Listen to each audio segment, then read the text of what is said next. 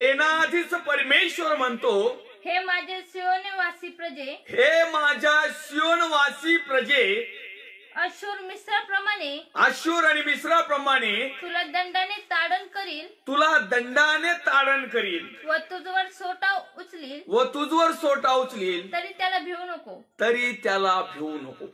या समाला परमेश्वराच्या नावाला मी धन्यवाद देईल, मान महिमा सन्मान आदर गौरव देईल. खरोखर या समाजाची जी परिस्थिती आहे प्रिय, ती अशाच प्रकारची आहे की आज संपूर्ण जगामध्ये दंड, ताडण, भीती, ताण, दबाव, सर्व प्रकारचं दडपण, सर्व प्रकारच्या मरीने थैमान घातलेलं आहे. सर्व प्रकारचं अडवणूक होत आहे. सर्व प्रकारची प्रगती थांबलेली आहे. सर्व प्रकारच्या गोष्टीत आज विघ्न पडत आहे. सर्व गोष्टी विचलित झालेल्या आहेत. कुठल्याही प्रकारचं सुरळीतपणा नाही. आजही अनेक मंदिर, चर्च, मस्जिद, गुरुद्वारा, जेवढे काही देवाचे स्थान म्हटलेले जे ठिकाण आहेत ते बंद आहेत. आज देखील रस्त्यावर वेगवेगळ्या प्रकारचा भयाने लोक त्रस्त आहेत. आपला विषय आहे भीती, ताण, दडपण, दबाव, भय, आणि यावर आम्ही मात कसे करू. आणि म्हणून मिस्राप्रमाणे तुला दंडाने ताडण करील व तुझवर सोटा उचलील, तरी त्याला भिवू नको. जगामध्ये आलेल्या मरीला, जगामध्ये आलेला कोरोना पार्ट 2 ला आणि जगामध्ये येणाऱ्या कोरोना पार्ट 3 ला देखील, आणि जगामध्ये याच्याही पेक्षा भयानक रोग येणार आहेत. याच्याही पेक्षा खतरनाक परिस्थिती निर्माण होणार आहे. याच्याही पेक्षा आर्थिक परिस्थिती खालवली जाणार आहे. याच्याही पेक्षा एक अशी हुकमत तयार होणार आहे की ती आमचं जीणं मुश्किल करून टाकणार आहे. परंतु ही परिस्थिती जरी आली तरी प्रिय हो, जे देवाचं भय धरणारे लोक आहेत, जे परमेश्वरच्या नावावर विश्वास ठेवणारे जे प्रियजन आहेत, जे परमेश्वरचं रात्रंदिवस स्तवन करत आहेत, जे परमेश्वराची आराधना करत आहेत, जे आत्म्याने खरपणाने परमेश्वराचे आराधक आहेत, जे आत्म्याने खरेपणाने देवाच्या नावावर विश्वास ठेवून जीवन जगणारे बिलोस भाऊ बहीण आई वडील आहेत, ज्यांनी सेवेसाठी, देवासाठी, अनेकांसाठी त्यांचं जीवन परमेश्वरामध्ये समर्पित केलेले असे देवाचे सेवक आहेत, सेविका आहेत, विश्वासणारे भाऊ बहीण आहेत, लीडर आहेत, मोठमोठाले, छोटे मोठे, सगळ्या प्रकारच्या परमेश्वराच्या सानिध्यात वास्तव्य करणाऱ्या लोकांवर मात्र याचा कुठलाही परिणाम होणार नाही. परंतु आज जर परिस्थिती पाहिली तर ह्या लोकांवर देखील यांचा परिणाम होत आहे. याचा अर्थ परमेश्वराचं वचन तुमच्या आणि माझ्यासाठी खोटं ठरत आहे का? नाही प्रिय, निश्चितच नाही. कारण या ठिकाणी लिहिलं, ह्याच तो प्रभू सेनाधीश परमेश्वर म्हणतो, हे माझ्या सियोन निवासी प्रजे, आशूर मिस्राप्रमाणे तुला दंडाने ताडण करील व तुझवर सोटा उतरेल, तरी त्याला भिवू नको. कारण थोडक्याच काळाने तुझवरचा माझा कोप असून माझा क्रोध त्यांच्या नाशास प्रवृत्त होईल. आज संपूर्ण जगावर एक भीतीचं सावट आहे. पण तुम्ही तुम्हाला सांगेल, मला हिंदुस्थानाचा अभिमान आहे, मला भारताचा अभिमान आहे, कारण मी भारताचा नागरिक आहे, नागरिकत्व माझं इथलं आहे, म्हणून मला निश्चित अर्थाने मला अभिमान आहे. परंतु पवित्र शास्त्राच्या माध्यमातून जी सियोन कन्या आहे, पवित्र शास्त्राच्या माध्यमातून देवाचे जे लोक आहेत, आज भयमुक्त जीवन जगत आहे. याचं कारण काय? आज आम्हाला पश्चाताप करण्याची गरज आहे. आज आम्हाला परमेश्वराचा भय धरण्याची गरज आहे. आज आम्हाला परमेश्वराला शरण जाण्याची गरज आहे. हा दंड सगळ्यावर उडवलेला आहे, परंतु ज्यांना तो लागत आहे त्यांच्यात पर्यंत आहे. परंतु त्या ठिकाणी म्हणत आहे, कारण आणखीन एक वचन सांगायला मला आवडेल. यरुशलेमे, यरुशलेमे, संदेशांचा घात करणारे नगरी, कित्येकदा मी तुला आपल्या वधस्तंभाखाली, झग्याखाली, सावलीखाली, मायेखाली, दयेखाली, आशीर्वादाच्या जीवनामध्ये सर्व प्रकारच्या पाप क्षमा करून देखील तुला कित्येकदा कवटाळून धरण्याचा प्रयत्न केला. जशी कोंबडी आपल्या पिल्लांना आपल्या पंखाखाली दाबून धरते, अशाच प्रकारे अनेक वेळेस मी तुला तसा प्रकारचा प्रसंग केला, परंतु तू संदेशाची घात करणारी नगरी निघलीस. ज्या ज्या ठिकाणी सत्य प्रकट केलं जाईल, ज्या ज्या ठिकाणी खरी खरी सुवार्ता सांगितलं जाईल, ज्या ठिकाणी आत्म्याने खरेपणाने स्तुती आराधना करणारे आराधक तयार होतील, त्या आराधकांना आज जगामध्ये स्थान नाही. आज त्या आराधकांना धुतकारलं जातं, आज त्या अर्चकांना उंचीवर नेण्यात येत नाही. आज त्या खऱ्या सत्यसेवकांचं डिमांड नाही. आज त्या सेवकांचं शब्द पाळत नाहीत. आज सत्य वचनाकडे लोक नाहीत. आज लोक परमेश्वराला घाबरत नाहीत. आणि म्हणून आजची परिस्थिती जी आलेली आहे त्याचं तेच कारण आहे. हा दंड जो आहे, कारण थोडक्यात काळाने तुझवरचा माझा कोप हा परमेश्वराचा कोप आहे. भले जगात त्याला जगातल्या डॉक्टरीनुसार, मेडिकल सायन्स नुसार किंवा एखाद्या सर्च नुसार कसलंही नाव देऊ किंवा कुणावर तरी आळ ढकलू, परंतु शास्त्राच्या अनुसार परमेश्वरापासून आलेले हे कोप आहे. आणि हाच कोप एकच नाही, प्रति 100 वर्षाला म्हणजे 4 पिढ्या, प्रति 120 वर्षाच्या कालावधीमध्ये हा प्रकोप सातत्याने या जगावर येऊन आदळत आहे. आम्ही जर मागच्या हिस्ट्री जर घेतल्या तर निश्चित अर्थाने मागच्या वेळेस ज्यावेळेस कोप आला होता त्यावेळेस अनेक लोक त्या मरीमध्ये गेले होते. त्याच्या वेळेस नाव वेगळं होतं. प्रत्येक वेळेस नाव बदलतं, प्रत्येक वेळेस आजाराचं लक्षण बदलतं, परंतु प्रत्येक वेळेस ताडण करणारा मात्र बदलत नाही, कारण तो सार्वभौम राजा आहे, तो न्यायाधीश राजा आहे. आणि म्हणून त्या परमेश्वराचा घाबरणं, त्या परमेश्वराची भीती धरणं आज तुमचं आणि माझं एवढंच कर्तव्य आहे, बाकीचं काहीच नाही. आमचं कर्तव्य फक्त एवढंच उरलं आहे. सगळ्याचं सार एकच आहे. उपदेशकर्ता म्हणत आहे की व्यर्थ व्यर्थ सर्व काही व्यर्थ, फक्त परमेश्वराचं भय धरणं आणि त्याच्या आज्ञा पाळणं एवढंच काय ते योग्य आहे. आणि म्हणून प्रिय परमेश्वराच्या नावाला मी धन्यवाद देईल. यशायाचा ग्रंथ अध्याय क्रमांक 11 आणि वचन क्रमांक 2 मध्ये लिहिलेलं आहे, परमेश्वराचा आत्मा, सुज्ञानाचा व समंजसपणाचा आत्मा, सुसंकल्पनाचा आत्मा, सामर्थ्याचा आत्मा, परमेश्वराच्या ज्ञानाचा व भयाचा आत्मा त्याचवर राहील. परमेश्वराचं भय त्याला सुगंधमय होईल. आज परमेश्वराचा भय आम्हाला नाहीये. परमेश्वराचं भय एखाद्या सुगंधाप्रमाणे पाहिजे. जसं की एखादा फूल कोमसतं, फूल उमलतं आणि त्या फुलाचा सुगंध त्या बऱ्याचशा अंतरावर दरवळतो आणि लोक म्हणतात की खरोखर हे गुलाबाचंच फुल असेल, हे जास्वंदीचंच फुल असेल, हे मोगऱ्याचंच फुल असेल, हे धोत्र्याचं फुल असेल. कुणाला कळणार नाही धोत्र्याचं फुल. त्याचा वास इतका उग्र असतो ना, त्याचे नाकातले केस म्हणले तरी जाळीतो.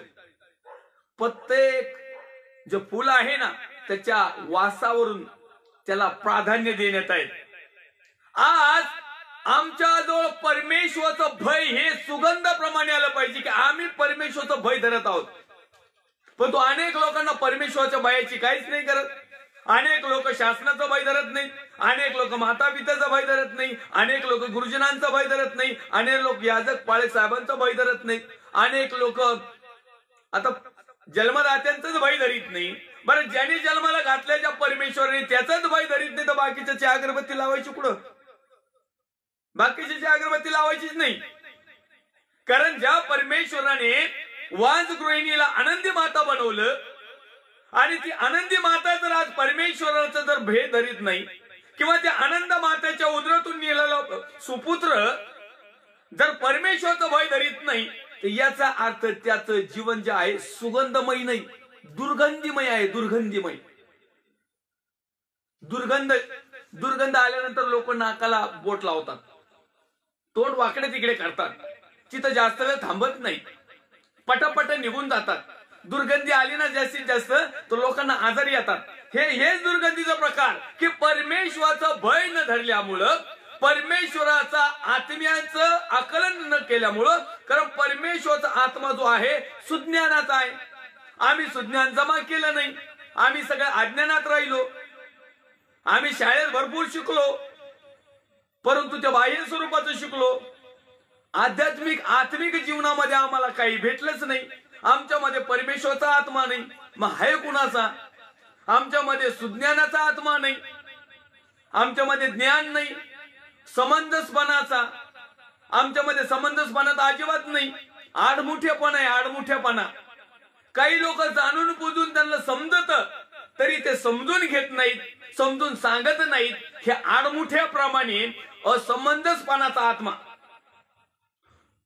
सुसंकल्पाचा मनुष्य चांगल्या प्रकारचे सुसंकल्प, चांगल्या प्रकारचे प्रकल्प राबवतो. मी अमुक करीन, मी फलानं करीन, मी बिस्तानं करीन. जे करीत असताना तुला परमेश्वराने तेवढं दिलं देखील, परंतु आमच्या कल्पना ज्या होत्या त्या जगिक पद्धतीच्या होत्या. आमच्या कल्पना ज्या होत्या त्या दुसऱ्याचं घर मोडून आपलं बांधकाम करणाऱ्या होत्या. आपल्या ज्या कल्पना होत्या त्या मातीत जाण्याच्या होत्या. आपल्या ज्या कल्पना होत्या त्या देवापासून दूर नेण्याच्या होत्या. आपल्या ज्या कल्पना होत्या त्या स्वतःच्या स्वार्थापुरत्याच मर्यादित होत्या. लोकांना सुसंकल्पाचा आत्माच मिळाला नाही. मिळाला होता, मिळालेला आहे, कारण प्रत्येक व्यक्ती जो परमेश्वराने निर्माण केलेला आहे तो परमेश्वराच्या कल्पनेप्रमाणे निर्माण केलेला आहे. मनुष्याला किंवा आई बापाला असं वाटतं की आमचे लेकरं आमच्यासारखे असावेत, अशा पद्धतीने परमेश्वराने त्यांना दाम्पत्य दिलेलं नाही. हा, आई वडिलांची इच्छा चांगली आहे आमच्या लेकरांनी नीटनेट राहू, हा भाग वेगळा आहे. परंतु परमेश्वराने ज्या कल्पना ज्या आहेत त्या मनुष्याच्या नाहीत. आणि म्हणून या पवित्र शास्त्रामध्ये आम्हाला रेफरन्स मिळतो की माझ्या कल्पना ह्या तुमच्या नव्हेत आणि तुमच्या कल्पना ह्या माझ्या नव्हेत. आमच्या कल्पना कुठंतरी दुसरीकडे जातात, त्याच्या कल्पनाचं काही विषयच नाही. आणि म्हणून सुसंकल्पनाचा आत्मा कशाचा दिलाय? परमेश्वराचा आत्मा, सुज्ञानाचा आत्मा, समंजसपणाचा आत्मा, त्याच्यानंतर सुसंकल्पनाचा, चांगल्या प्रकारच्या कल्पना आखण्याचा आत्मा.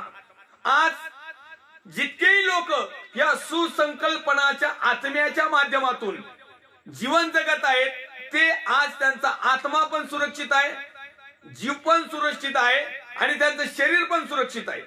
कारण त्यांनी सुसंकल्पना केली, सुनियोजित बाहेर जाताना मास्क लावणे, सॅनिटायझर होणे, जास्त गर्दीत न जाणे, व्यर्थ लुडबुड न करणे, घेण्या देण्याचा बाहेर चौकात जाऊन पाठीमागचे चौके सुजून न येणे. हा, जातात ना काही पोरं चौकात जातात, छान पैकी जातात एकदम सरळ, येताना वाकडे तिकडे असे पार वाकडे तिकडे होऊन येतात. हा, सुजलं, घरी आलो बसता येत नाही, झोपता येत नाही, प्रश्न पडतो. डॉक्टर साहेबाला जाऊन सांगता सुद्धा येत नाही की कुठं हाणलंय. कारण कल्पना आमच्या एकसारख्या वाईट. सुसंकल्पना नाही, समंजसपणा नाही, सुज्ञान नाही. आताची वेळ कोणती आहे, आताची परिस्थिती कशी आहे, आम्ही बाहेर जावा का, बरं कोणत्या कारणासाठी जात आहोत, परमेश्वराचं तर भय धरलंच नाही म्हणून तर हा रोग आला. मग आता परमेश्वराने जर शासनाला किंवा डॉक्टर लाईन किंवा मेडिसिन लाईन किंवा प्रशासकीय गाईडलाईन जी दिलेली, आज आम्ही तिचाही पण उलटा पालता करतो. मग तिथं जाऊन उलटा पालता करते, तिथं नाही आटपला ना तर पुढे सिव्हिलच्या चौकात जाते, तिथंही नाही आटपला ना तो डायरेक्ट अमरधाम मध्ये भेटला जातो आणि मग तिथं कुणालाच भेटू देत नाही. मग आमच्या जवळ परमेश्वराचा आत्मा आहे का, आमच्या जवळ सुज्ञानाचा आत्मा आहे का? सुज्ञान असतं तर आम्ही तिथं पोहोचलो नसतो. आमच्यामध्ये समंजसपणा आहे का? आमच्यामध्ये समंजसपणा असता तर आम्ही परमेश्वराचं भय धरलं असतं, परमेश्वराच्या आज्ञेचं पालन केलं असतं, शासकीय गाईडलाईन ओलांडली नसती. ज्या अर्थी आम्ही शासकीय लाईन ओलांडली आणि आमच्यामध्ये असमंजसपणा आला. आम्ही सुसंकल्पनेचा आत्मा आमच्यामध्ये आहे का? नाही. कारण आम्ही ज्या संकल्पना करतो त्या सगळ्या मातीत घालायच्यात. एकही कल्पना कधी आम्ही चांगली केली नाही. जीही चांगली कल्पना करतो ती आम्हाला मातीतच घेऊन जाते. एखाद्याचं चांगलं करायला जातो पण त्याचं वाटोळं केल्याशिवाय मागे येतच नाही. मनामध्ये त्याच्याविषयी चांगले प्रकल्प असतात आणि तिथे गेल्यानंतर स्वार्थी वृत्ती तयार होती आणि मग तो काय करतो, स्वतःच्या कल्पनेप्रमाणे कॅल्क्युलेशन करतो. सामर्थ्याचा आत्मा, हा ही एक गोष्ट महत्वाची. आणखी सामर्थ्याचा आत्मा, आम्हाला सामर्थ्य मिळालेलं आहे, फक्त हवं डब खब रब आणि एखाद्याची उडवायची.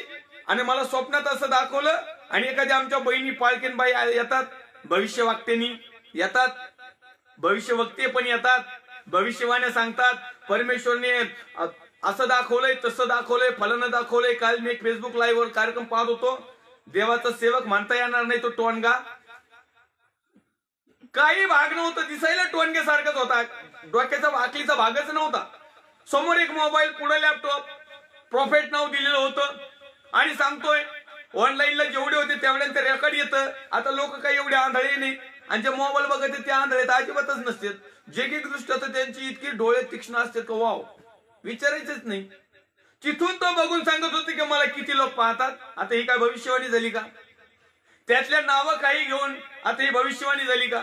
आता त्यातल्या काही लोकांनी कमेंट देऊन त्यांच्या आजारासाठी प्रार्थना करायला खाली कमेंट दिल्या होत्या. मग त्यांच्या आजारावर मला परमेश्वरचा आत्मा दाखवतोय, अमुक अमुक भावाच्या जीवनामध्ये असा असा आजार आहे. अरे दादा, तुला इथं कमेंट मध्ये प्रार्थना करायला लावली, अजूनही लोकांच्या डोळ्याला भात बांधला का काही कळत नाही. अशा प्रार्थनेला भरपूर गर्दी, 200-250 लोक लाईव्ह होते आणि तो प्रत्येकाचं नाव घ्यायचा.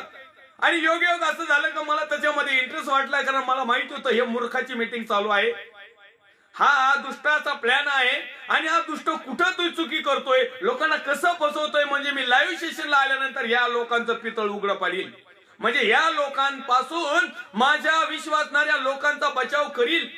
कारण हे बचावाचं कार्य आहे, हे बचावाचे दिवस आहे. आम्ही जर वाचलो नाही तर आम्ही दुसऱ्यालाही वाचू शकणार नाही. आणि दुसऱ्याला गाळात घालणारे हा सुसंकल्पनाचा आत्मा मानता मानता दुष्ट कल्पनाचा आत्मा त्याच्यामध्ये घुसला आणि सरळ सरळ त्या ठिकाणी तो बहिणीविषयी एक प्रोफेशियन, एक भविष्यवाणी करत होता. आणि त्या बहिणीला तो काहीतरी विचारत होता. त्या ठिकाणी ती बहीण म्हटली, तो सांगत होता आपल्यामध्ये असं कोणीतरी आहे, नाव घेतलं आणि तुम्हाला असा असा त्रास होतोय. ती बहीण सरळ चक्क फोनच्या माध्यमातून स्पीकरवर टाकलेला होता. ती दोनदा म्हटली की मला हा त्रासच होत नाही, तरी हा प्रॉफिट माझा नाही, परमेश्वराने मला दाखवलंय. ती बहीण 2-3 वेळेस म्हटली, त्याचं रेकॉर्डिंग आहे, मी त्याची रेकॉर्डिंग करून ठेवली.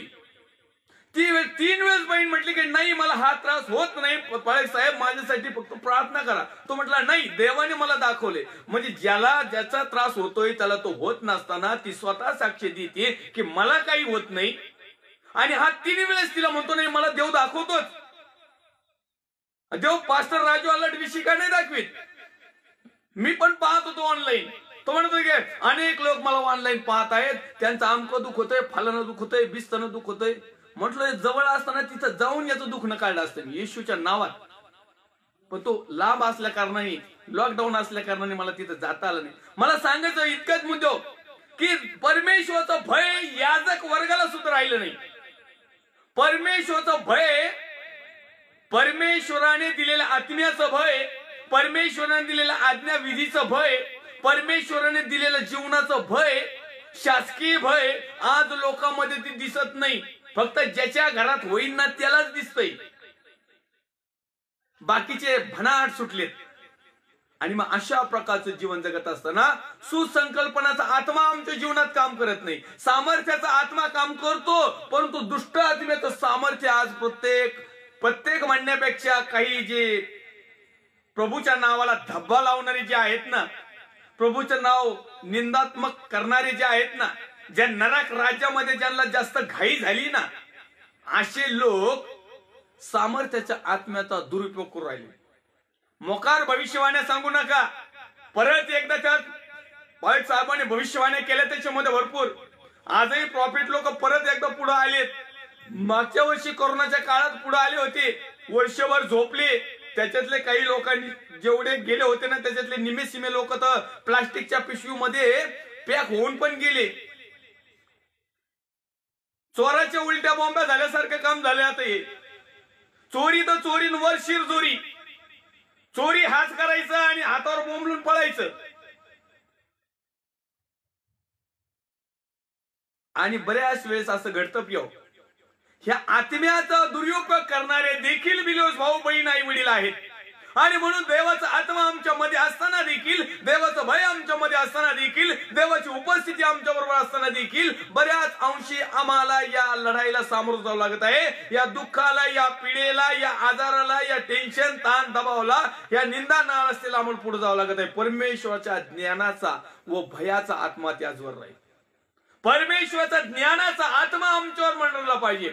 परमेश्वराचं भय धरण्यासाठी या ठिकाणी लिहिलंय, परमेश्वराचे व ज्ञानाचा व भयाचा आत्मा त्याचवर राहील. परमेश्वराचं भय त्याला सुगंधमय होईल. जे परमेश्वराचं भय धरणारे आहेत ना, हे सुगंधी द्रव्यासारखे आहेत. परमेश्वराचे भय धरणारे जे बिलोस भाऊ बहीण आई वडील, याचक, पास्टर, पाळक, फादर, रेव्हरंड साहेब, बिशप साहेब, कॉर्डिनेटर साहेब, गुरुजी साहेब आणि आणखीन कोणत्या आता नवीन साहेब झालेत, प्रेषित साहेब, यांच्यामध्ये सुगंध आला पाहिजे. कशाचा? परमेश्वराच्या भयाचा. यांच्यामध्ये सुगंध येतो वेगळ्या गोष्टीचा, आणि ती दुर्गंधी असं वाटतं की नरकाच्या वाटेला चाललेला आहे की काय. जितके लोक पाळकाच्या मागे जातात ना ते नरकाच्या मागे जातात. चॅलेंज ओपन आपलं. जितके लोक पाळकाला फॉलो करतात ना ते नरकाला फॉलो करतात, आणि जितके लोक येशूला फॉलो करतात ना ते स्वर्गाला फॉलो करतात.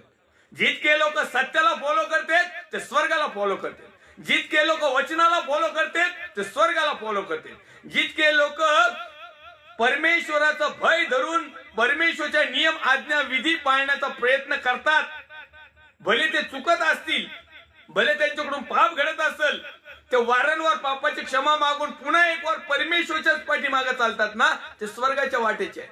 परंतु जेवढे काही पाळक भक्त, हे रेवरेड भक्त आणि बिशप भक्त, आणि विशेष करून यांच्यापेक्षा आता भक्तांची संख्या भविष्यवक्त्याकडे लय झाली.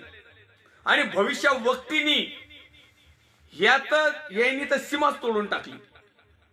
ह्या भविष्यवक्तींनी येतात, आब्रो काय केलेले, केस इकडून काय केलेले, टकलं काय केलेलं, इकडून काय केलेले, अर्धी बाजू उघडी काय ठेवलेली, एवढी भपकेदार लाली काय लावलेली, काय काय कुटाने करून येतात. अहो लोक त्यांच्या भविष्यवाणीला नाही बघत, लोक एक एक पार्ट बघतात. त्याचे खेदाची गोष्ट आहे, लाजेची शर्मेची गोष्ट आहे. आणि हे सांगणार कुणी नाही. हे सांगितलं पाहिजे. देवाची सेवा करता, देवाच्या नावाने प्रोफेन्सी करता, देवाकडून पवित्र आत्म्याने आलेलं भविष्य सांगता, आणि असे वाकडे तिकडे थोबाडे करून घेतात. त्या वेश्या व्यवसाय करणाऱ्या स्त्रिया तुमच्यापेक्षा बऱ्या. अन्यथा सेवकाईचं काम करू नका. पवित्र शास्त्राचे जर उदाहरण दिले ना तर खूप जड जातील. छमछम पायल काय वाजायची, आकडे काय टाकायचे, थोबाडे काय रंगवायचे, कपडे काय फाडायचे. अहो तुम्हाला कमेंट किती येतं तर तुम्हाला कोण बघतं? तुमचं वचन सांगण्याकडे लक्ष नसतं. एका बहिणीचं मी बहीण म्हणू शकत नाही, कारण ख्रिस्तामध्ये असेल तर बहीण होऊ शकते. सारखी त्या कमेंट करीत होती, सारखी तिथं लाईव्हला असून कमेंट करीत होती. लाईव्हला एवढं देवाचं भय नाही. आम्ही ऑनलाईन सेवा करतो, आम्ही देवाचा सेवक किंवा सेविका बनून येतो, तर आमची दिनचर्या कशी पाहिजे? अहो तुमचा लाईव्ह कार्यक्रम झालो, काय डोकं चालवतं तेवढं चालव, नाहीतरी तुम्ही चालवतच असतात. तुम्ही लाईव्हला डोकं चालवतो म्हणलं, बिगर लाईव्हला तुम्ही कसं करीत असाल? पाळक साहेब देखील लज्जेने मान खाली घालतात. पाळक साहेब देखील काही करू शकत नाही, कारण पाळक साहेबांना तुम्ही खरेदी केलं. ते फळ दिलं तिथं त्या दात्राबाईंनी, खाल्लं त्यांनी. आता आदामात काहीच चालला. त्याची इच्छा आहे, पण त्याची इच्छेला काहीच अर्थ राहिला नाही. त्या दात्राबाईंनी सगळं वाटोळ करून टाकलं, सगळं नांगरून टाकलं. हे सगळे गोष्टी, हे जो आत्मा आहे प्रिय, त्याचं लिहिलंय इस्रायलच्या बुद्धाची सात्विक कारकीर्द. परमेश्वराचा आत्मा, सुज्ञानाचा आत्मा, समर्पणाचा आत्मा, सुसंकल्पनाचा आत्मा, सामर्थ्याचा आत्मा, परमेश्वराच्या ज्ञानाचा व भयाचा आत्मा त्याचवर राहील. परमेश्वराचे भय त्याला सुगंध होईल, सुगंधमय होईल. परमेश्वराचं भय त्याच्या सेविकेबरोबर पाहिजे. परमेश्वराचं भय ते पाळक वर्गाबरोबर पाहिजे. परमेश्वराचं भय देवाच्या विश्वास ठेवणाऱ्या लेकराबरोबर पाहिजे. त्याचा सुगंध आला पाहिजे. आमचा सुगंध दुसराच येतो, आमचा सुगंध सेंटचा येतो. असं काही बेकार मारी ते जस काय मयत चालली जवळ. रविवारचं तर लय भयानक रोडला वास येतो.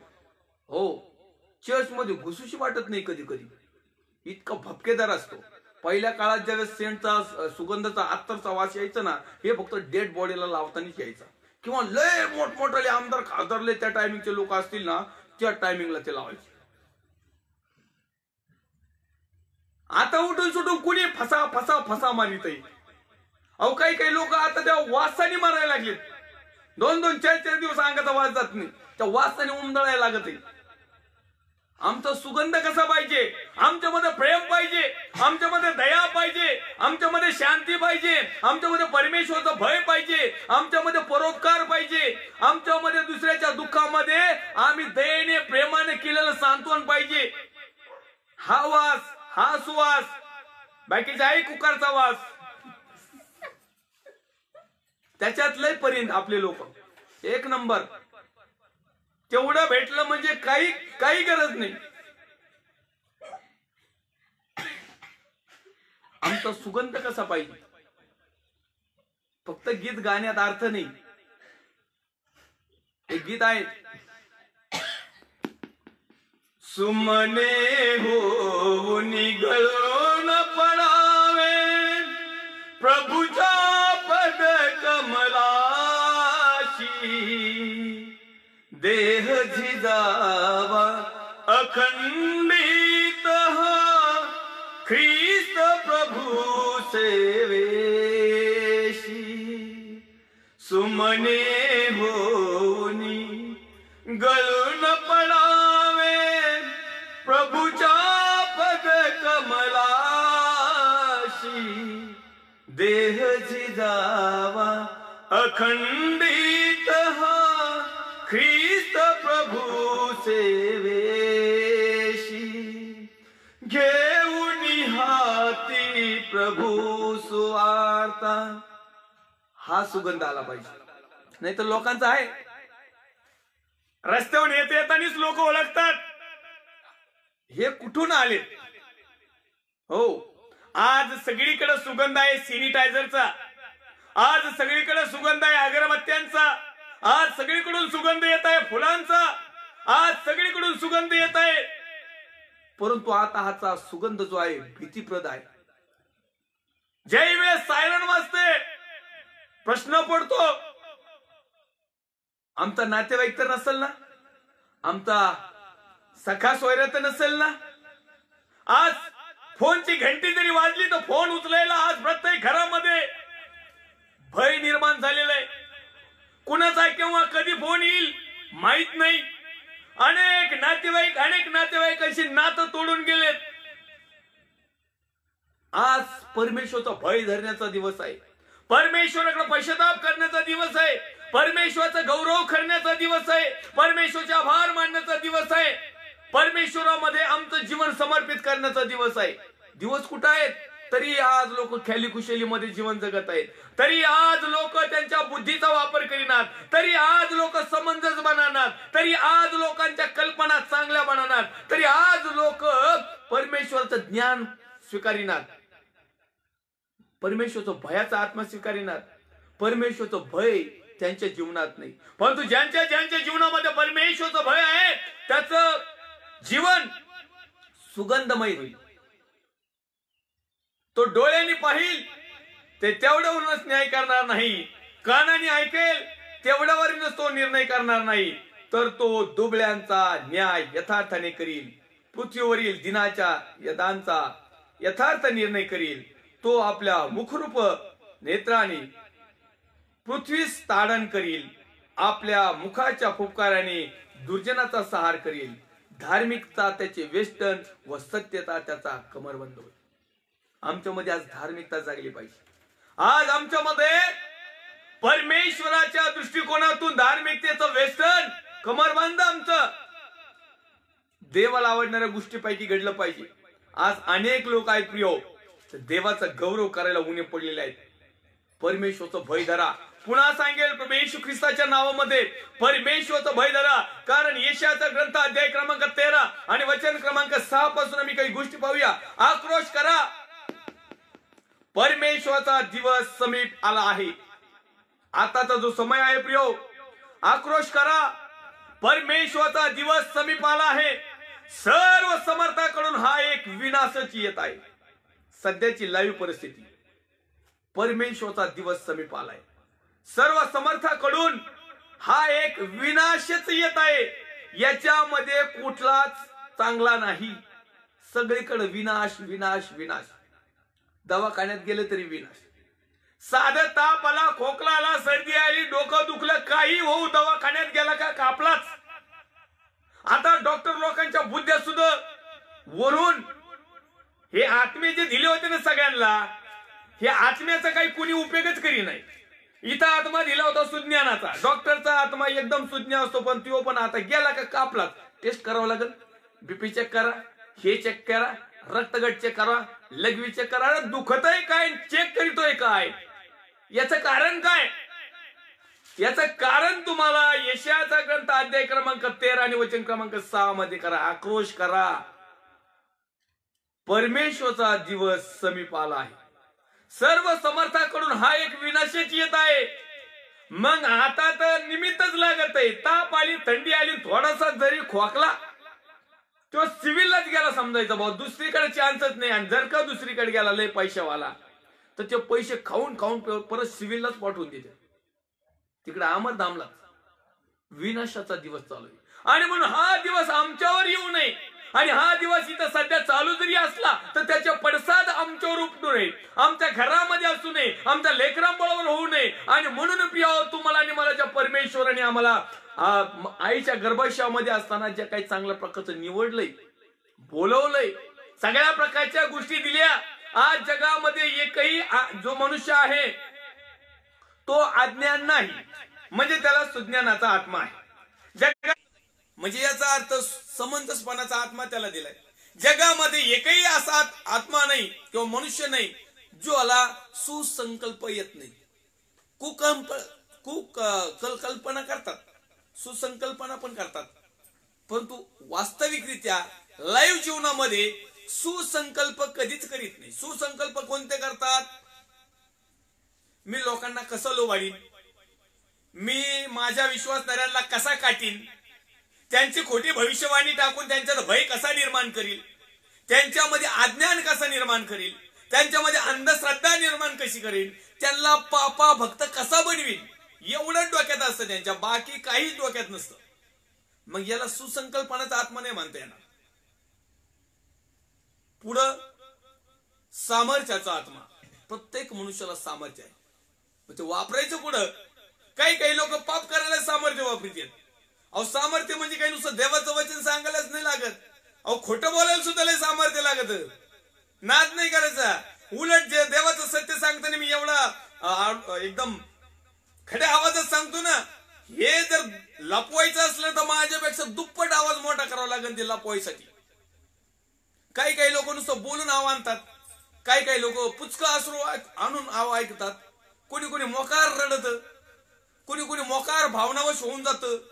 बस आपली लगेच माफी, आणि तो वेळ गेला का लगेच कुत्र्यासारखं आहेच वाव करायला. ही सध्याची परिस्थिती. आणि म्हणून परमेश्वराने आम्हाला सामर्थ्याचा आत्मा दिलेला आहे. मग आमचं सामर्थ्य कुठं वापरायचं? एखाद्याला जर बलवान केलेला आहे तर त्यांनी त्याचा बलवानपणा कुठं वापरायचा? एखाद्याला ज्ञानी बनवलेलं तर त्याचं ज्ञान कुठं वापरायचं? एखाद्याला सुसंकल्पनाचा आत्मा परमेश्वराने दिला, त्याचं सुसंकल्पना कुठं वापरायचा? एखाद्याला सामर्थ्य दिलं, त्याचं सामर्थ्य कुठं वापरायचं? एखाद्याला परमेश्वराचं ज्ञान दिलेलं आहे किंवा ज्ञानाचा आत्मा दिलाय, समंजसपणाचा आत्मा दिलाय, तर ते कुठं वापरायचं हेच लोकांना समजना. सगळ्यांच्या आकली रद्द झाल्या.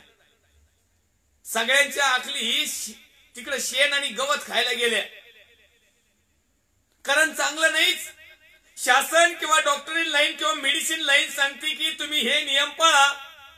आम्ही म्हणतो त्याला काही समजत आहे, मग डॉक्टरला समजत नाही म्हणजे येणं म्हणून डॉक्टर होतं का? अहो डॉक्टरला किती शिकावं लागत, किती अभ्यास करावा लागतो. आता बाकीचे काही आपवा सोडावा ते वशिल्यावरले डॉक्टर झालेत. त्या म्हशीचे डॉक्टर पण साधे सोपे नका समजू. मी तर म्हणेल या चांगल्या डॉक्टरपेक्षा ते म्हशीचे डॉक्टर चांगली जनावराची. कारण चांगल्या माणसाला चांगल्या डॉक्टरकडे गेल्यानंतर चांगल्या गोष्टी सांगता येतात. डॉक्टर साहेब माझं हे दुखतंय, माही ते दुखतंय, माही फालनं होतंय, माही बिस्तनं होतंय. पण एखाद्या जनावराचं जर दुखत आहे आणि तो डॉक्टर येतो तर त्या जनावर डॉक्टरला सांगत नाही की डॉक्टर साहेब माझं हे दुखतंय, माझं ते दुखतंय, माझं फालनं दुखतंय. तो जनावरचा डॉक्टर कधी या डॉक्टरला भारीच. आता तुम्ही आणि मी जनावर आहे, माणसं राहिलोच नाही. कारण माणसामध्ये हे गुण आहेत: समंजसपणा, सुसंकल्पना, परमेश्वरचं भय, ज्ञान, सामर्थ्य, अभिषेक, सगळ्या प्रकारचं चांगुलपण, प्रेम भावना, दया, प्रेम, शांती, विश्वास. मला जसं वाटतंय तसं दुसऱ्याला पण वाटतंय. वरून म्हणायचंय कसं कसं वाटतंय असं म्हणायचं नाही. मला जसं चांगलं वाटतंय ना तसं दुसऱ्यालाही चांगलंच आहे ना. का मलाच एकट्याला चांगलं वाटत आणि दुसऱ्याचं काही हो. अहो अख्ख्या जगाचा डीएनए चेक केला तर रक्तगट फक्त 2-4 गटात मोपत्यान, पण रक्ताचा कलर लालच आहे ना. असं नाही का पांढऱ्या कलरचा माणूस आहे त्याचं पार रक्त निळं पिवळं हिरवं.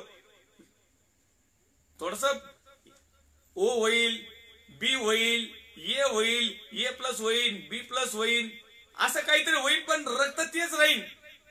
असं आहे का? बौद्ध लोकांना चिरलं नंतर निळं रक्त निघलंय, शिवसेनेवाल्याला घेतल्यावर त्यांचं लाल रक्त निघलंय. आणि मग बाकीच्यांचं रक्ताचे प्रकार ठरवावं लागते ना आपल्याला. जाताना ही पाणी पी, जांभळा, तांबडा, नारंगी, पांढरा, पिवळा, हिरवा, हे एकच रक्त आहे. एकाच मनुष्याला परमेश्वराने निर्माण केलं आणि त्याला त्याच्या प्रतिसमान निर्माण केलं. आज आम्ही त्या परमेश्वराला ओळखलं, परमेश्वराचं भय धरणं खूप गरजेचं आहे. आणि म्हणून या ठिकाणी यशाचा ग्रंथ अध्याय क्रमांक 13 मध्ये तो 6व्या वचनामध्ये लिहितोय, आक्रोश करा, परमेश्वराचा दिवस समीप आला आहे. सर्व समर्थाकडून हा एक विनाशच येत आहे. हा जो आहे ना, हा विनाश,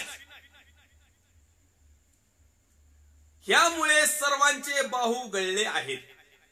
व्यवस्थित ऐका, नोट करून घ्या.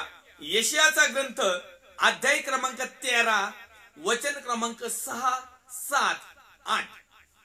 यावेळी 7व्या क्रमांकाचं वचन वाचत आहोत. ह्यामुळे सर्वांचे बाहू गळले आहेत. हे भाऊ, हे हात, भाव तर कधीच गळून पडलेत, त्याचा तर काही विषयच नाही. सर्वांचे बाहू गळले आहेत, गळून पडले, त्यांना गळवे आले. प्रत्येकाचे हृदय विरघळले. हे हृदय ना बर्फासारखं विरघळायला सुरू झाले. जोपर्यंत फ्रीजर मध्ये बर्फ आहे, जोपर्यंत त्या एसी मध्ये बर्फ आहे, त्याचा आकार तसाच आहे. पण जसा की तो बर्फ त्या फ्रीजरच्या बाहेरून येतो, जसा की तो बर्फ त्या फ्रीजच्या बाहेर येतो, जसा काय तो वातावरणामध्ये येतो, लागलीच तो पिघळायला चालू होतो, विरघळायला सुरू होतो. आज अशाच प्रकारे मनुष्याचं जीवन, जे परमेश्वराचं भय न धरणारे लोक आहेत ना, आता ते विरघळायला सुरू झालेत. परमेश्वराचे भय धरणारे लोक आज घट्ट आहेत, ठाम आहेत, निश्चित आहेत. कारण परमेश्वराचं ते भय धरत आहेत, परमेश्वरावर त्यांचा विश्वास आहे आणि ते कुठल्याच अरिष्टाला घाबरत नाही. कारण देवाच्या वचनाची आकडी आणि काठी त्यांच्यावर आहे. त्यांचा विश्वासाप्रमाणे कृती आणि आचरण त्यांच्या जवळ आहेत. आणि म्हणून त्यांच्या घरात जरी पॉझिटिव्ह सापडलं तरी ते अजिबात घाबरत नाही.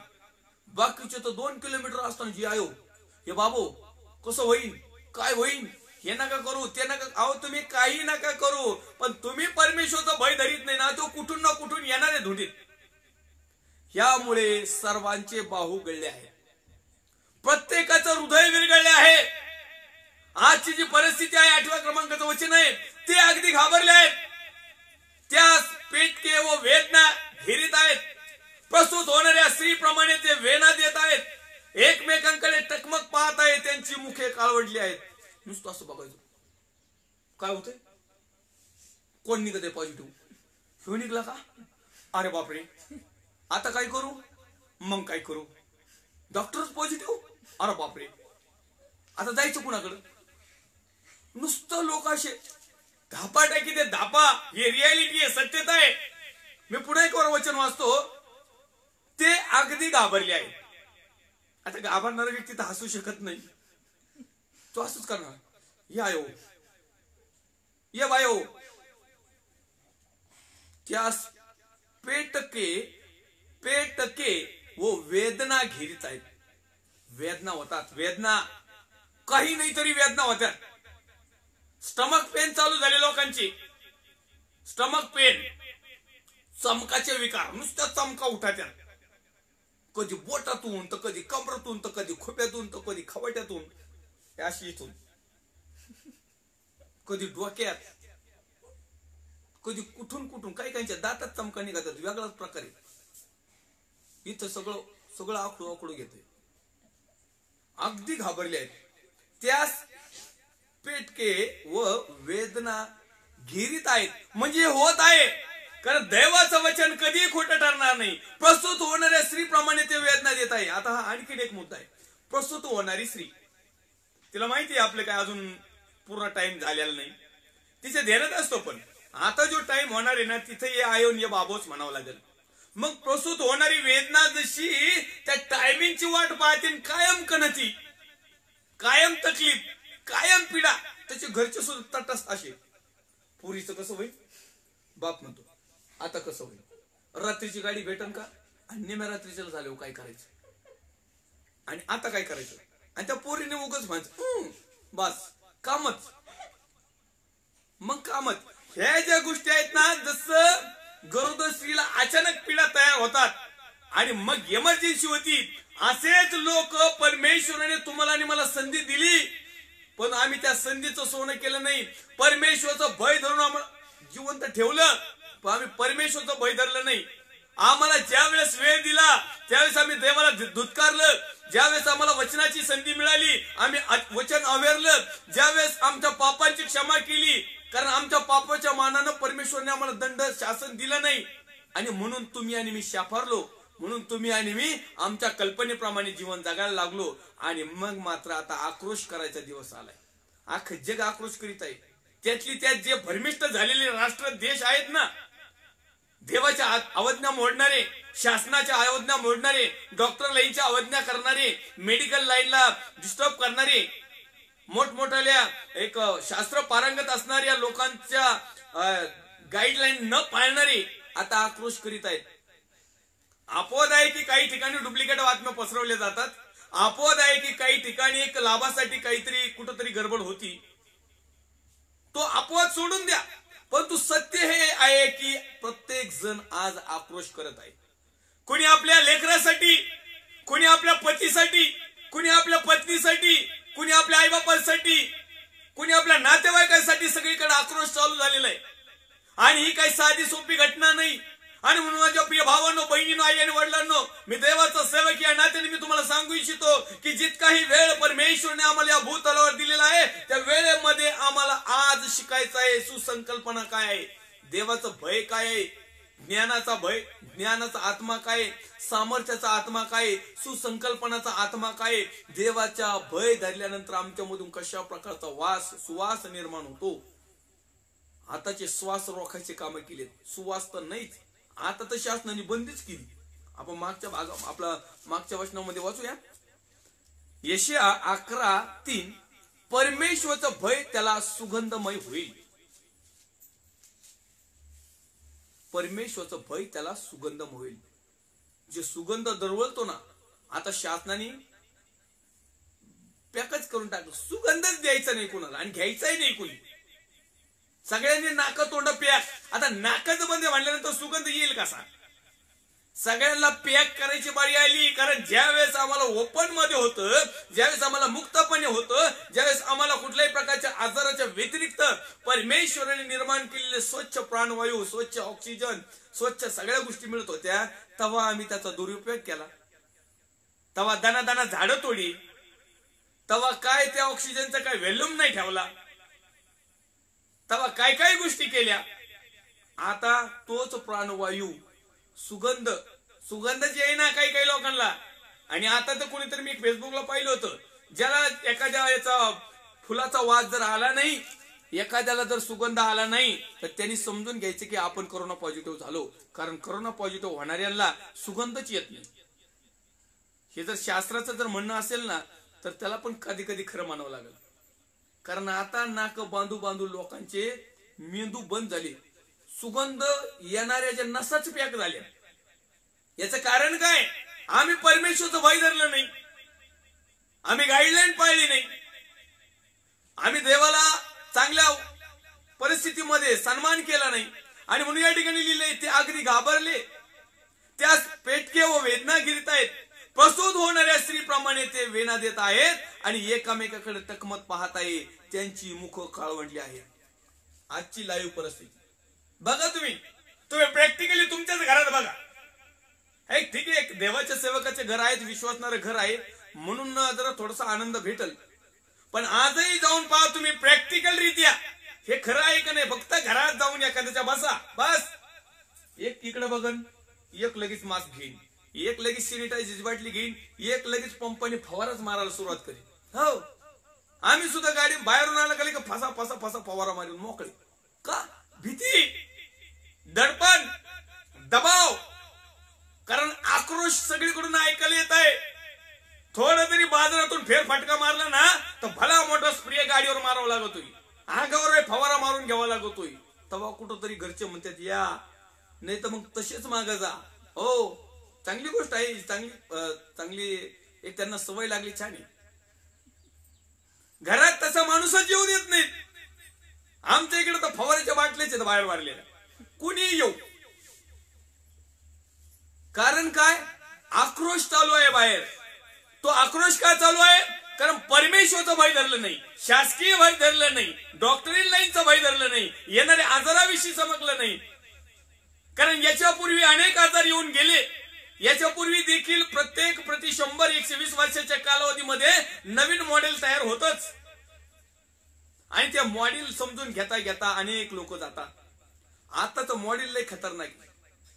कारण परमेश्वरचं वचन सांगतं की पहिल्या लोकांचा पापामुळे जो दंड त्यांना मिळाला, त्यांचा जो नाश झाला तो पाण्याने झाला. आणि त्या टायमिंगला भूतलावर सगळ्या लोकांचा पाण्याचा नाश झाला. त्याच्यानंतर पुन्हा एक वार मी आठवण करून देईल सदोम आणि गमोरा या शहरांची, या राष्ट्रांची. अग्नी आणि गंधकाने त्याचा नाश झाला. परंतु पहिला जो सर्वात मोठा पृथ्वीचा नाश झाला होता त्या टायमिंगला देवाचा सेवक नोहा याला परमेश्वरने खून दिली. बाबा, इथून पुढे मी असा जलप्रलय मृत्यू होईल, अख्खं जग बुडून असं काही आणणार नाही. पण आताच जग, आताची धरती, आताच आकाश, आताची पब्लिक अग्नीसाठी राखून ठेवलेली आहे. आणि माझ्या माहितीप्रमाणे आज बऱ्याच ठिकाणी सगळीकडे अग्नी अग्नी अग्नीच दिसत आहे. मध्ये जाळायला वेळ नाही. नंबर लावलेत, जस काय राशनच्या थैल्या आहेत. बघायला सुद्धा असं भीतीदायक वाटतं. छातीचे ठोके फटाफटा कमी जादा होतात. असा व्हिडिओ बघितला आणि एखादं ते कॅल्क्युलेटर ते काय काय मोजित आहेत ना, थर्मामीटर कोणतं मीटर येते, तर बोटात एक घालते चिमटा आणि डोक्यावर एक असं धरते ते गन. 5च मिनिटात व्हायब्रेट व्हायला चालू होतो माणूस. कारण काय? का सगळीकडे आक्रोश चालू आहे. परमेश्वरचा दिवस समीप आलेला आहे. परमेश्वरचा दिवस फक्त जवळ आलाय, अजून यायचा बाकी आहे. हा फक्त ट्रेलर आहे. आणि म्हणून माझ्या प्रिय भावांनो, बहिणींनो, आईन वाढलांनो, मी तुम्हाला भीती घालून देत नाही, मी तुमच्यामध्ये दडपण निर्माण करीत नाही, मी तुम्हाला भय निर्माण करत नाही. तर तुम्ही आलेल्या भयानक प्रसंगाला तोंड देण्यासाठी शक्तिशाली बनावं.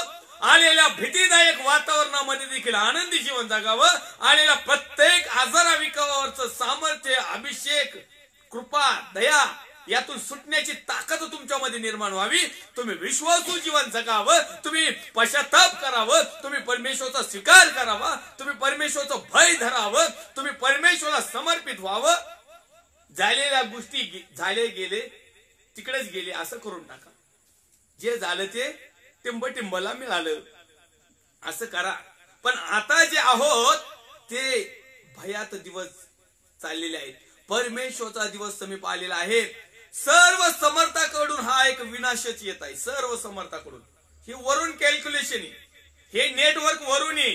इथं ढगाडा ढोगाडा काही आले ना तर त्याचं नेटवर्क जात नाही. सर्व समर्थाकडून हा एक विनाश येत आहे. ह्यामुळे सर्वांचे बाहू गळाले आहेत. हे गळाली आता खांदे.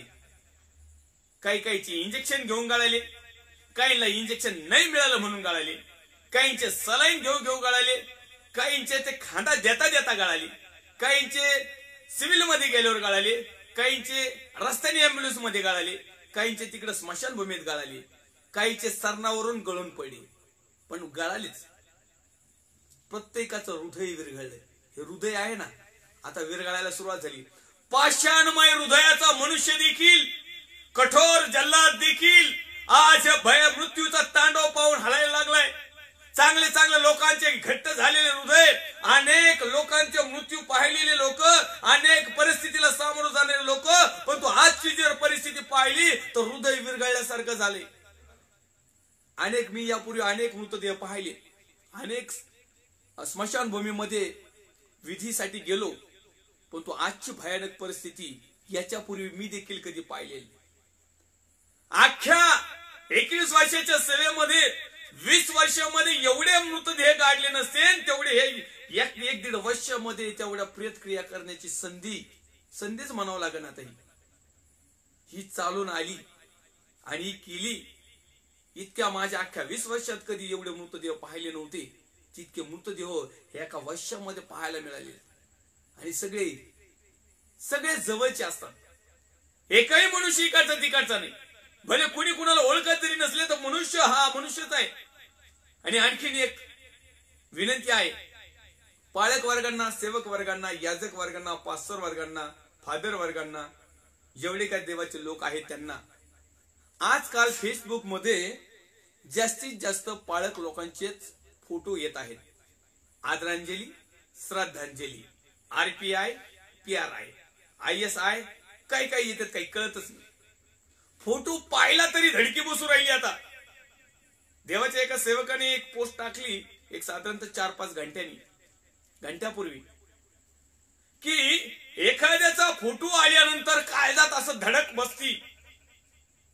जोपर्यंत तिथला मॅटर, जोपर्यंत तिथलं मजकूर, जोपर्यंत त्याची हेडलाईन समजून येत नाही, तोपर्यंत कळतच नाही की हॅपी बर्थडे म्हणायचं का, श्रद्धांजली म्हणायचं का, आदरांजली म्हणायचं का, स्वागत म्हणायचं का, शुभेच्छा द्यायच्या का, दुःख व्यक्त करायचं. जोपर्यंत त्याची हेडलाईन्स पाहत नाही तोपर्यंत समजतच नाही. पण फोटो आला का काळ जसं धडाक वाटत, कारण सगळे फोटो तसेच येतात. प्रभू याच्या आत्म्यास चिरकालाशी शांती दे.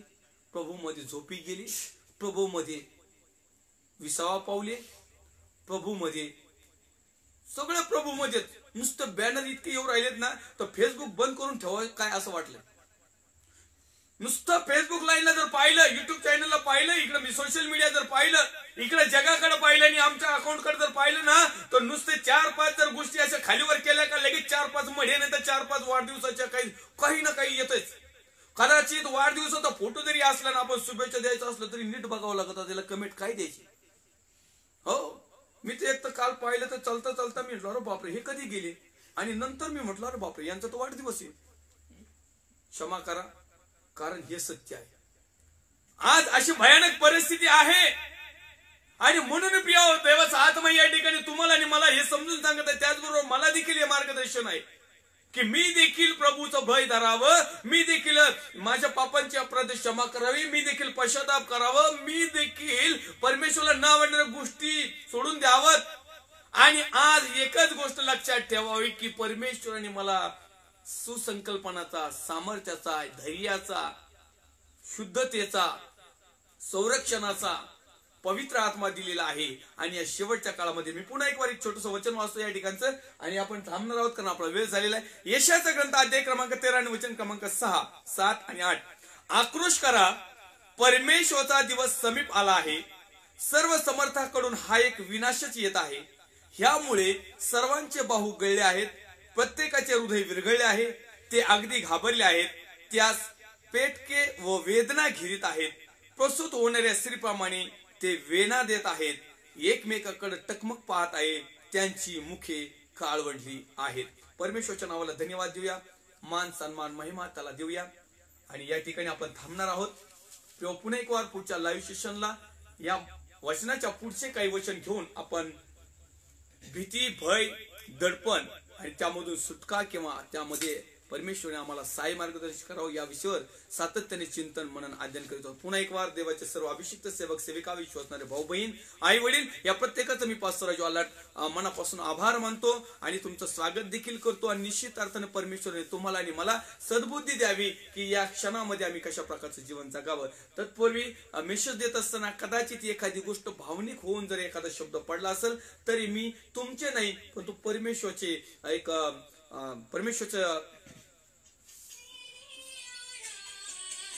परमेश्वराकडे विनंती करतो, परमेश्वराकडे क्षमा मागतो. आणि बायबल हे देखील सांगतो की तुम्ही तुमचं पातक तुमच्या भावासमोर कबूल करा.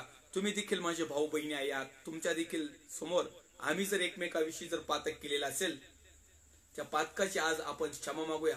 कारण माहित नाही प्रिय समय कसा आहे, तुम्ही असाल मी असाल माहित नाही, जग किती दिवस असेल माहित नाही, कुणाची परिस्थिती किती घंट्याने कशी होईल माहित नाही. आणि प्रभूमध्ये सर्वदा आनंद करा, प्रभूचं भय धरा, शासनाच्या, प्रशासनाच्या, डिपार्टमेंटच्या, डॉक्टर लाईनच्या, मेडिकल लाईनच्या सर्व ज्या गाईडलाईन्स आहेत त्याचं पालन करा. त्याहीपेक्षा विशेष करून परमेश्वराच्या आज्ञेचं पालन करा. आणि मी पुन्हा एक वार विनंती करील, विनाकारण घराच्या बाहेर पडू नका. खूपच गरज असेल, इमर्जन्सी असेल तरच सगळ्या गोष्टीने गुणसंपन्न होऊन प्रभूचं भय धरून परमेश्वराकडे विनंती करून सोशल डिस्टन्स, मास्क, सॅनिटायझर जे काही गाईडलाईन्स आहेत ते पाळून तुम्ही थोडक्या वेळात जाऊन येऊ शकता. तरी देखील मी विनंती करील की जसे आहेत तसे तुमच्या गरजा ख्रिस्त येशूमधून भागवल्या जातील. येऊया आपण प्रार्थना करूया. पवित्र पवित्र पवित्र ती पवित्राचा हुकम आमच्या जिवंत करू शलदे बापा, जशा तसे तुझ्या पवित्र हातामध्ये येत आहोत. प्रभू येशू ख्रिस्ताच्या प्रेमळ आणि सामर्थ्यवान नावात परमेश्वर देवा आम्ही विनंती करतो माझ्या भारत देशासाठी, त्यातल्या सर्व राज्यांसाठी, विशेष करून माझा महाराष्ट्र राज्याचे मुख्यमंत्री माननीय उद्धवजी साहेब, त्यांचे सर्व सहकारी टीम, त्याचप्रमाणे विरोधी पक्ष नेता माननीय देवेंद्र फडणवीस साहेब, त्यांची सर्व सहकारी टीम, सर्व पोलीस डिपार्टमेंट, सर्व डॉक्टर्स, नर्स, सेवाभावी संस्था, वैयक्तिक लोक, देवाचे अभिषेक सेवक सेविका, विश्वासणारे भाऊ बहीण, आई वडील, माझ्या भारत देशाचं संरक्षण करणारे सर्व भारतीय लष्करी जवान, मिलिटरी फोर्स, कमांडो, त्यांचे कुटुंब, त्याचप्रमाणे परमेश्वर देवा या सध्याच्या काळामध्ये ज्या आर्थिक गोष्टीसाठी, मेडिकलसाठी एकमेकांना मदत करीत आहेत, प्रोत्साहन देत आहेत आणि परमेश्वर देवा तुझं भय धरून जीवन जगत आहे, त्या प्रत्येकाच्या परमेश्वर आम्ही तुझ्या पवित्र हातामध्ये तुझ्या समावेशाचा मी आठवण ठेवतो. आमचे कल्याणची बहीण, त्याचप्रमाणे परमेश्वर देव बाप्पा आम्ही आठवण ठेवतो. आमचे श्यामदादा परमेश्वर देव बाप्पा, त्याचप्रमाणे आम्ही आठवण ठेवतो. नवनाथ कदम, त्यासाठी आम्ही प्रार्थनेत आठवण ठेवतो. परमेश्वर आमचे रतडगावचे प्रसाद, परमेश्वर बनसोडे आणि आणखीन जे काही तुझे प्रिय लोक आहेत, ज्या ज्या समस्येत, चिंते, कालची व्याधी, टेन्शन, ताणदबाव मध्ये असतील, या प्रत्येकाच्या नावाप्रमाणे, गरजेप्रमाणे प्रत्येकाला उत्तर दे आणि आम्हाला प्रत्येकाला सुरक्षित ठेव. जितका काळ तू आम्हाला ठेवशील तुझं बाळगण्यासाठी आम्हाला साई मार्गदर्शन कर. ज्या गोष्टी विसरल्या असेल त्या दिल्यास त्याबद्दल तुझे आभार मानतो. पुन्हा एक वार जसे आहोत तसे तुझ्या पवित्र हातामध्ये आहेत. ख्रिस्त येशू जो होता, जो आहे आणि जो येणार आहे, त्या पवित्र प्रभू येशू ख्रिस्ताच्या प्रेमळ आणि सामर्थ्यवान नावात मागतो. स्वर्गीय पित्यात होई, आमेन. प्रवेश रक्त की जय, प्रवेश रक्त की जय, प्रवेश रक्ताचा जयकार असो. Amen, amen, amen. Praise the lord. Thank you. God bless you.